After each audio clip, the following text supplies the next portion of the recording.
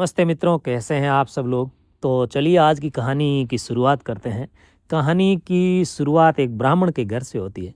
वैसे आपको बता दें कि ये जो कहानी है, इसको सुनने के बाद आप ये समझ पाएंगे कि जैसी संगत हम करते हैं वैसा ही हम बन जाते हैं। तो एक ब्राह्मण अपने घर में बहुत परेशान रहता था क्योंकि उसकी पत्नी उससे खूब लड़ाई झगड़ा करती थी। वो स्वभाव जो उसका था पत्नी का, वो कलहकारी स्वभाव था। छोटी छोटी बातों पर वो ब्राह्मण को खूब खरा खोटा सुनाती थी। और सुनाई भी क्यों ना, क्योंकि ब्राह्मण भी विशेष कुछ जानता नहीं था, न ही वो कुछ मजदूरी मेहनत करता था। तो घर में आर्थिक स्थिति बहुत अच्छी नहीं थी, जिसकी वजह से लड़ाई है वो और ज़्यादा होती थी। तो इन सब चीज़ों से हार करके एक दिन ब्राह्मण ने सोचा कि क्यों ना हम ये घर ही छोड़ दें, ताकि ये जो लड़ाई है, ये झगड़ा है, इससे पिंड छूट सके। तो ब्राह्मण ने दुखी होकर के वो घर छोड़ दिया और एक अनजान रास्ते पर वो चल पड़ा। चलते चलते चलते चलते कई दिन चले तो एक घना जंगल आया सामने। बहुत ज़बरदस्त जंगल था। उसे लगा कि इस जंगल के पार जो भी गांव होगा वहाँ मुझे कोई पहचानेगा नहीं। तो वहाँ से फिर से वहाँ पर जो है अपनी कोई नई दुनिया बसाएंगे, फिर से अपना जीवन शुरू करेंगे। पर दुर्भाग्य से वो जो ब्राह्मण था वो जंगल के बहुत गहरे अंदर गया, तो वो रास्ता भूल गया। वो जंगल में भटकने लगा। तो भटकते भटकते क्या देखता है कि अचानक से वो एक गुफा के सामने पहुंच जाता है। गुफा के सामने पहुंचना कोई बड़ी बात नहीं थी, लेकिन बड़ी बात यह थी कि गुफा के पास ही, गुफा के मुंह के पास ही एक शेर बैठा हुआ था। यानी वो गुफा थी, वो उस जंगल के राजा शेर की थी। तो अब ब्राह्मण देवता की तो सिट्टी पुट्टी गुम, काटो तो खून नहीं, करें तो करें क्या। उसके तो पैर है वहीं वो जम गए। अब वो न तो पीछे जा पा रहा था, न ही आगे बढ़ पा रहा था। उसके सोचने समझने की जो क्षमता है वो गुम हो गई थी। लेकिन उसका जो कहें कि भाग्य अच्छा था, वो उसके नसीब अच्छे थे कि उस समय जो जंगल के राजा शेर बैठे थे, उनके पास ही एक हंस बैठा हुआ था। दरअसल वह हंस राजा का महामंत्री था, उसका सलाहकार था। राजा यानी शेर हर चीज़, हर काम करने से पहले अपने उस महामंत्री सलाहकार हंस से सलाह जरूर लिया करते थे। तो हंस ने जैसे ही देखा कि एक ब्राह्मण है और वो यहाँ आ चुका है, अनायासी भूल से ही वो मौत के मुंह के सामने आ चुका है। तो क्योंकि हंस का स्वभाव दूसरों का भला करने का ही होता है, तो उसने सोचा कि चलो आज कैसे भी करके इस ब्राह्मण को हम बचाते हैं। तो हंस ने जोर से ब्राह्मण को पुकार करके कहा, अरे ब्राह्मण देवता, आप वहाँ क्यों खड़े हैं? आइए आइए, पधारिए जोशी जी महाराज, जरा आइए, हमारा भाग्य कि आप आज पधारे हैं। अब ब्राह्मण को लगा कि वैसे भी परेशान तो है ही हैं घर से, तो अब यदि जंगल में इस शेर का शिकार बन जाएंगे तो बन जाएंगे। लेकिन फिर भी क्योंकि जीवन तो हर किसी को थोड़ा मोह होता ही है जीने का, चाहे कितने ही दुख हो, कितने ही संकट हो। तो सोचा कि बचने का प्रयास करते हैं, बच जाएंगे तो ठीक, देखते हैं आगे क्या होता है। तो अब वो महाराज यानी कि जो ब्राह्मण देवता है वो थोड़ा हौसला उन्होंने अपना बढ़ाया और वो शेर के पास चले गए। वहां जाकर उस ब्राह्मण ने दोनों हाथ ऊपर उठाए और जोर जोर से शेर को आशीर्वाद देने लगे। जजमान सतायु हो, जजमान सतायु हो, जजमान सतायु हो।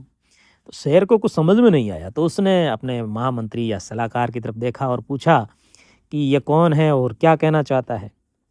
तो हंस ने जो उत्तर दिया, उसने ब्राह्मण की जान बचा ली। दरअसल हंस ने कहा, महाराज ये ब्राह्मण है और ये आपका कुल गुरु है। इसने आपको लंबी उम्र होने, 100 वर्ष तक जीवित रहने और सुखी रहने का आशीर्वाद दिया है। अब जब आप इसे कुछ दान दक्षिणा देंगे तो ये जो इनका आशीर्वाद है उसका फल आपको मिल जाएगा, फलीभूत हो जाएगा। तो सिंह को लगा कि ये तो बहुत अच्छी बात है। तो उसने ब्राह्मण को प्रणाम किया और उसे याद आया कि किसी समय शिकार, किसी मानव का शिकार करते हुए उसे 2 कंगन मिले थे जो लाके गुफा में कहीं डाल दिए थे। तो उसे लगा कि ये हम जंगल में रहने वाले जानवरों के लिए तो ये कंगन कोई काम के नहीं है, तो ये मैं इस ब्राह्मण को दे देता हूँ। वो गया गुफा में शेर, और वो दोनों कीमती कंगन ला करके ब्राह्मण को दक्षिणा स्वरूप दे दिए। ब्राह्मण तो निहाल हो गया, बड़ा खुश हुआ। और अब उसे लगा कि चलो, जिस बात के लिए हमारी लड़ाई होती थी, घर में झगड़ा होता था गरीबी के लिए, अब इतने कीमती कंगन मिल गए हैं, ये मैं अब वापस ले जाके यदि अपनी पत्नी को दूंगा तो वो जरूर खुश होगी। तो वो खुशी खुशी वापस अपने गांव आया और आते ही वो दोनों कीमती कंगन अपनी पत्नी को दे दिए। पत्नी जो हमेशा ब्राह्मण जब भी घर आता था तो कुछ नहीं लेके आता था, पत्नी परेशान रहती थी। लेकिन इस बार जब उसने देखे कि 2 बड़े ही बेशकीमती सोने के कंगन ब्राह्मण यानी उसके पति लेकर के आए, तो वो बड़ी खुश हुई और अपने पति का आदर किया और अब उसने लड़ाई झगड़ा कम करना शुरू कर दिया। उसे लगा कि ठीक ही तो है, जैसा भी है चलता है, चलने दिया जाए। तो अब उनकी जीवन अच्छे से चल रहा था, वो कंगनों के बेच-बेचा के धन दौलत जो भी था उससे उनका जीवन ठीक-ठाक चल रहा था। इस तरह से लगभग 1 साल बीत गया और वही मौसम फिर से आ गया।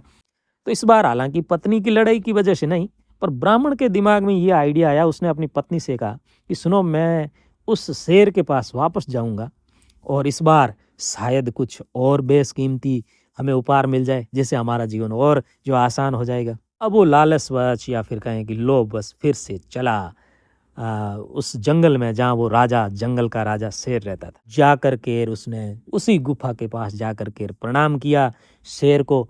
लेकिन इस बार देखता है कि वो जो हंस था, वो हंस वहाँ नहीं था, बल्कि उस हंस की जगह पर एक कौआ बैठा हुआ था। दरअसल जो हंस था, वो भगवान की भक्ति करने के लिए मानसरोवर चला गया था और राजा ने यानी शेर ने अपने सलाह के लिए एक नया जो सलाहकार नियुक्त किया था, वो कौआ था, उसे अपना दीवान बना लिया था। अब जैसे ही ब्राह्मण वहाँ पहुँचा और पहुँचने के बाद उसने उसे आशीर्वाद देना शुरू किया कि भाई तुम शतायु हो, ये हो, वो हो। तो इस बार शेर ने फिर से कौवे की तरफ देखा और पूछा कि क्या करना चाहिए? ये अपना कुल गुरु है, पिछले साल इसी समय लगभग ये आए थे। उस समय मैंने इन्हें 2 कंगन दिए थे। ये हमारे जो आशीर्वाद देने के लिए आए हैं, तो इस बार क्या करना चाहिए? कौवा जिसका स्वभाव ही किसी का नुकसान करना होता है, देखिए संगत का असर होता है। तो कौवे ने समझाया कि महाराज ये सब बातें बहकने की बातें हैं, ये बहकी-बहकी बातें आप ना कीजिए। सिंह यानी कि जंगल का राजा और जंगल के राजा का कोई गुरु नहीं होता है, उसके ऊपर कुछ होता ही नहीं है। ये सिर्फ़ और सिर्फ़ आपको बेवकूफ़ बनाया जा रहा है। आप भक्षक हैं, ये आपका आसान शिकार है। चढ़ जाइए इस पे, इसे मार करके खा लीजिए। कोई कुल गुरु वगैरह कुछ नहीं है, ये सब बनावटी बातें। शेर को लगा कि हाँ, ये भी अच्छा है, स्वादिष्ट भोजन मिल गया बैठे-बैठे। लेकिन तभी उसको हंस की दी हुई वो धर्म भावना उसके दिमाग में मन में थोड़ी देर के लिए आई। तो उसने सोचा कि इससे खाने से क्या होगा, इसका विश्वास हो जाए, उठ जाएगा, ये हो जाएगा, वो हो जाएगा। 100 बातें सोच कर उसने ब्राह्मण से कहा कि हंस तो सरवर गया और अब काग भया प्रधान। हंस तो सरवर गया और कागा भया प्रधान। जा विप्र घर आपने, सिंह किसका जजमान। कहने का मतलब ये कि जो अच्छी बातें करने वाला हंस था, वो मानसरोवर चला गया है। अब मेरा जो प्रधान है, मेरा जो दीवान है, वो कागा है। इसलिए हे विप्र, हे ब्राह्मण, अपने घर चले जाओ। सिंह किसी का भी जजमान नहीं होता है। तो सार इस कहानी का साथियों यही है कि हम जैसी संगत में उठते बैठते हैं, वैसे ही हो जाते हैं। इसलिए हमेशा संगत साधुओं की करनी चाहिए, संगत अच्छे लोगों की करनी चाहिए। कहानी यदि अच्छी लगी हो तो इसे लाइक करें, कमेंट करके हमें बताएं कि हाँ, वास्तव में अच्छी लगी है, या फिर कुछ सुधार करना हो तो वो भी बताएं कि ये सुधार इसमें किया जा सकता है। धन्यवाद, नमस्कार।